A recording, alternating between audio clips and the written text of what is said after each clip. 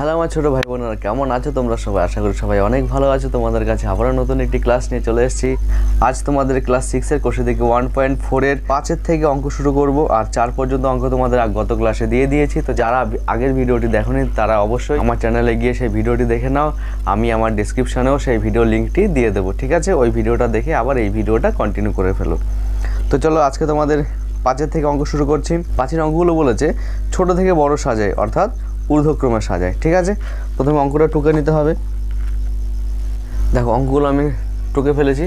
তো প্রথমে আমাকে কি বলেছে যে ঊর্ধ্বক্রমে অর্থাৎ ছোট থেকে বড় সাজায়। ঊর্ধ্বক্রমে প্রথমে ছোট, তারপরে ওর চেয়ে বড়, তারপরে ওর চেয়ে বড়, এইভাবে ছোট থেকে বড় সাজাতে হয়। তাহলে কি লিখবো? সব থেকে ছোট সংখ্যা কি? আচ্ছা, দশমিকের সংখ্যাগুলি এটা কিন্তু 534 না, এটা 52 না।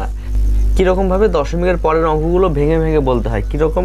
0.534, 0.52, 5.34, 0.513, ঠিক আছে? তাহলে দশমিকের সংখ্যাগুলো ছোট বড় কি করে দেখব? একটা একটা করে সংখ্যা তোমাকে দেখতে হয়। কীরকম?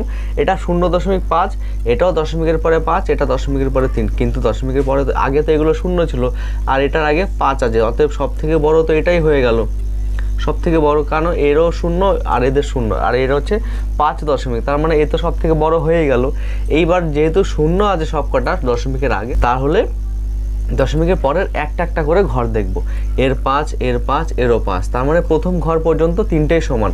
তারপর এ আছে 3, এর আছে 2, এর আছে 1, তাহলে ছোট কে হয়ে গেল?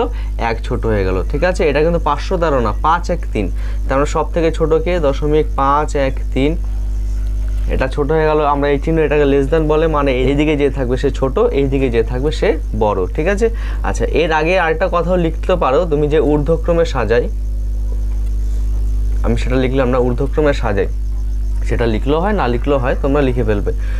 তাহলে প্রথমে সব থেকে ছোট কি পেলাম? 0.513, তারপরে কি আছে? এটা 5.3, এটা 5.2, তার মানে এ ছোট, তাই তো? তাহলে 0.52, তারপরে এর থেকে বড় কে? 5.34, 0.534, আর সব থেকে বড় হচ্ছে 5.34। বোঝা গেছে? দশমিকের অঙ্কগুলোই একটা একটা করে ঘর যাচাই করতে হয়। তাহলে এখানে কি লিখবো? ঊর্ধ্বক্রমে সাজায় কি? সব থেকে ছোটকে দেখো, এটা 0.53, পুরো সংখ্যা আমার দেখার প্রয়োজন নেই, একটা একটা করে ঘর দেখো না। এ 5 আছে, এ 3 আছে, তার মানে এ 5-এর থেকে ছোট, এও 3 আছে, এও 5 আছে, তার মানে 5 পর্যন্ত এই দুটো সমান, আর 3 পর্যন্ত এই দুটো সমান, তাই তো? তাহলে এটা দেখো 3, 3, 5, 3, 3, 5, তার মানে এই তিনটে ঘর পর্যন্ত দুজনের সমান। তারপর আছে দেখো এ 4, আর এ কিছু নেই, মানে 0, তাই তো? তাহলে দেখো তিনটে ঘর পর্যন্ত দুজনেই সমান, তারপরে এ আছে 0, এ আছে 4, তাহলে কে ছোট হয়ে গেল? 0 ছোট হয়ে গেল এটার থেকে।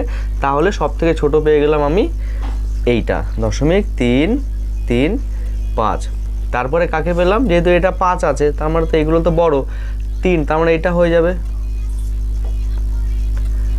তারপরে বড়কে 5.2, আর এটা 5.36, তার মানে 5.2.52 বড়, তারপরে এর থেকে বড় হলো 5.36। আশা করি বোঝা গেছে। আচ্ছা, এটা একইভাবে ঊর্ধ্বক্রমে সাজাই। ঊর্ধ্বক্রমে মানে সব থেকে ছোট থেকে বড়। ছোটকে সব দেখো, দশমিকের আগে সব কটার ঘরে 2 আছে, কিন্তু এটা 20 আছে, তার মানে এটা সব থেকে বড় হয়ে গেল, এটা শেষে হবে। আর এটা 2.0, 2.005, তাহলে 005, 0-র পরে আরেকটা 5 আছে, তার মানে এর থেকে বড় হয়ে গেল, এটা 2.5, তার মানে এটা আরও বড়। কারণ সব থেকে ছোটকে 2.0, তারপরে 2.005, তারপরে 2.5, তারপরে 20-20-র পরে আমার দশমিকের পরে কী আছে সেটা দেখার লাভ নেই, কারণ 20 তো আমার বড় হয়েই গেল। আশা করি বোঝা গেছে। এবার 6 অঙ্কগুলো করি। দেখো এবার 6 অঙ্কগুলো বলেছে অধক্রমে। অধক্রমে মানে কি? বড় থেকে ছোট সাজাই। তাহলে বড় থেকে ছোট মানে সব থেকে বড় প্রথমে হবে, তারপরের বড়টা, তারপরের বড়, আর সবার ছোটটা একদম শেষে হবে। তাহলে বড় সব থেকে কি আছে দেখো, এখানে 13, 11, 1, 2, তার মানে দেখে মনে হচ্ছে দশমিক আমার দেখার প্রয়োজনও নেই, দশমিকের আগের সংখ্যা থেকে আমরা বড় পেয়ে গেছি। তাহলে প্রথমে কি লিখবো? অধক্রমে সাজাই, 13.3। অধক্রমে মানে চিহ্নটা তখন এই দিকে হয়ে যাবে, তাই না? তার মানে এ বড়, এ ছোট। আচ্ছা, তাহলে 13-র পরে কে হচ্ছে? 11, তারপরে 2.31, তারপর সব থেকে ছোট হচ্ছে 1.33। পরেরটা একইভাবে লিখবো, অধক্রমে সাজায় সব থেকে বড়কে দেখো 3.007, 3.007, 37, এটা 7, তার মানে সব থেকে বড় হয়ে গেল 37.30। তারপরে কে 7.13, তারপরে কে 3.007, এটা 3.07, তার মানে এ বড় হয়ে গেল, কারণ এর দ্বিতীয় ঘরে 0 আছে, দ্বিতীয় ঘরে 7 আছে, তার মানে 7 বড় হয়ে গেল। আর সব থেকে ছোট হচ্ছে 3.007। বোঝা গেছে? এবার একইভাবে এটা লিখবো অধক্রমে সাজাই। সব থেকে বড় কে আছে দেখো, এটা 0.88, 0.545, 8, এটা 0, তার মানে 8 হয়ে যাবে সব থেকে বড়। তারপর 0.88, 0.82, তার মানে 8 বড় হয়ে যাবে। তারপর 0.8217, তারপরে হলো 0.45। ঠিক আছে, আশা করি বোঝা গেছে। এবার 7-এর ছকটা টুকে ফেলি। দেখো 7-এর অঙ্কগুলো তোমাকে দশমিক সংখ্যা দিয়ে দিয়েছে এখানে, যে দেখো প্রত্যেকটার ঘরে 8 আছে, তার মানে 8-এর স্থানীয় মানটা লিখতে হবে। স্থানীয় মান আমি কি জিনিস আগের ক্লাসে বুঝিয়ে দিয়েছি, তবু এখানে একটু বলে দেবো। 8-এর স্থানীয় মান বলতে যে সংখ্যা যে ঘরে আছে তাদের একটা স্থানীয় মান থাকে, যে কীরকম, যেমন এককের স্থানীয় মান 1, দশকের স্থানীয় মান 10, শতকের স্থানীয় মান 100, এরকমভাবে। দশমিকের পরের ঘরটাকে দশাংশ বলে, দশাংশ মানে 1/10, শতাংশ মানে 1/100, সহস্রাংশ মানে, যেমন এটা সহস্রাংশের ঘর, সেটা হচ্ছে 1/1000। ঠিক আছে, তো চলো করি এবার। 8 আছে এককের ঘরে, তাহলে 8-এর স্থানীয় মান 8ই হবে।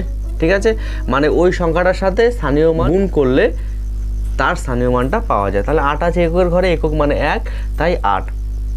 8 আছে দশাংশের ঘরে, তাই দশাংশের স্থানীয় মান 1/10, সুতরাং 8/10, অর্থাৎ 0.8, কারণ 10 দিয়ে ভাগ মানে এক ঘর আগে চলে আসে দশমিক, তাই 8/10 মানে 0.8।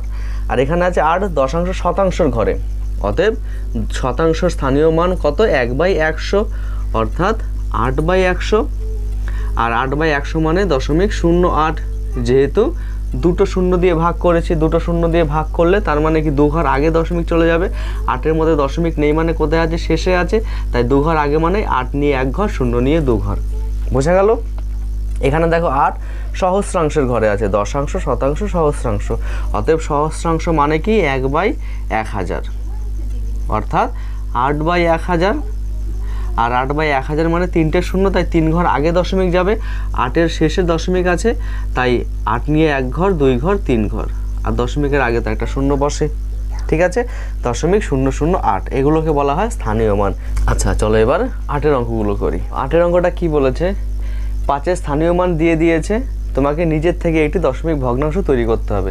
তার প্রথম সংখ্যাটা 5-এর স্থানীয় মান বলেছে 500, তার মানে দেখে মনে হচ্ছে 5 কোন ঘরে আছে, শতকের ঘরে আছে। তাহলে 5 শতকের ঘরে রেখে বাকিগুলো যেরকমভাবে তুমি ইচ্ছে সাজিয়ে নিতে পারো। ঠিক আছে, আমি কিন্তু এটা মনের থেকে লিখলাম। 5 আছে পরেরটা এককের ঘরে, তার মানে এককের ঘরে 5 থাকবে, আর বাকি যা খুশি লিখতে পারো। কেমন? কিন্তু আমার এককের ঘরে 5টাকে রাখতে হবে। 5 আছে কোন ঘরে, 5/10, 5/10 মানে কি দশাংশের ঘরে আছে, যেহেতু 10 দিয়ে ভাগ, অতএব দশমিকের পরে 5 থাকবে। এবার বাকি তুমি যা লিখতে পারো লিখে নাও। এখানে 4 দিলাম, এখানে 1 দিলাম, এছাড়া তুমি নিজের থেকেও বাড়াতে পারো, কিন্তু মনে রাখবে যে 5-এর স্থানীয় মানটা সেইটা যেন ঠিক ঘরে থাকে, বাকিগুলো তুমি আলাদা রাখতেই পারো। 5/100 মানে কি দশমিক, এখানে একটা ঘর আছে, 5/100 মানে 5 আছে শতাংশের ঘরে, তার আগে তুমি এখানে শূন্য বসাতেও পারো, না বসাতেও পারো। ঠিক আছে, হয়ে গেল, 5 শতাংশের ঘরে আছে। আচ্ছা 5/1000, তার মানে 5 আছে সহস্রাংশের ঘরে, এখানে আছে 5, বাকিগুলো তুমি এখানে 0 দিতে পারো, বা তুমি অন্যরকমভাবেও সাজাতে পারো। ঠিক আছে, তোমার 8-এর অঙ্কগুলো কমপ্লিট হয়ে গেছে। এবার চলো 9-এর অঙ্কগুলো করি। 9-এর অঙ্কগুলো আছে, দুটো দুটো করে সংখ্যা দিয়েছে প্রত্যেকটা অঙ্কে, তোমাকে হয় লেস দেন, না হয় গ্রেটার দেন, না হয় সমান সমান, তিনটের মধ্যে একটা বসাতে হবে। ঠিক আছে, এটার মানে কি, যেদিকে মুখ হা করে থাকবে সেদিকে বড়টা বসবে, বাকিটা এদিকে ছোট বসবে। ঠিক আছে, আচ্ছা তার প্রথম অঙ্কটা দেখো, 5.0.0.5, তার মানে দশমিকের আগে আছে এ 0, দশমিকের আগে আছে এ 5, তার মানে 5 বড় হয়ে যাবে, তাহলে গ্রেটার দেন চিহ্ন হবে। বিয়েরটা কি আছে, 72.1, 72.10, এটা কিন্তু 72.10 না, তাহলে ভুল হয়ে যাবে, দশমিকের পরেরগুলো ভেঙে ভেঙে বলতে হয়। তাহলে 72.1, 72.10, আর দশমিকের একদম শেষে শূন্য আমার হাজারটা থাকলেও মান কোনো পরিবর্তন হয় না। ঠিক আছে, তাহলে 72.1 যা 72.10 তাই তার অর্থাৎ দুটো সমান সমান হবে, ঠিক আছে। কিন্তু যদি 72.01 থাকতো তখন কিন্তু মান পাল্টে যেত, বোঝা গেছে। কিন্তু শেষে যদি শূন্য থাকে তাহলে কোনো মান পাল্টায় না, বোঝা গেল। এখানে আছে দেখো 68.5, 68.52, তাহলে 5-এর পরে এ কিছু নেই মানে শূন্য, আর এখানে একটা ঘর আছে 2, তার মানে কে বড় হয়ে গেল, 2 বড় হয়ে গেল, তার মানে এই চিহ্ন হবে, লেস দেন। এ ছোট এ বড়। 72.93, 729, তাহলে 729 এমনিতেই বড় হয়ে গেল। 42.6, 42.600, একইভাবে দুটো সমান আছে, 6-এর পরে শূন্য থাকাও যে না থাকাও তাই দশমিকের পরে। আচ্ছা এটা আছে কি 2 দশমিক, এটা 3 দশমিক, অতএব 3 বড় হয়ে গেল, দশমিকে পুরো দেখার না প্রয়োজনই হলো না। এটা আছে কি 924, 924.00, অতএব দুটো সমান সমান। যেটা নিজের থেকে বসাতে বলেছে ওটা না করলেও চলবে, নিজেরা করে ফেলবে, কোনো অসুবিধা নেই। আচ্ছা চলো এবার 10-এর অঙ্কগুলো করি। দেখো 10-এর অঙ্কগুলো আমি আর বোর্ডে টুকলাম না, আমি মুখে মুখে বলবো আর বোর্ডে করিয়ে দেবো।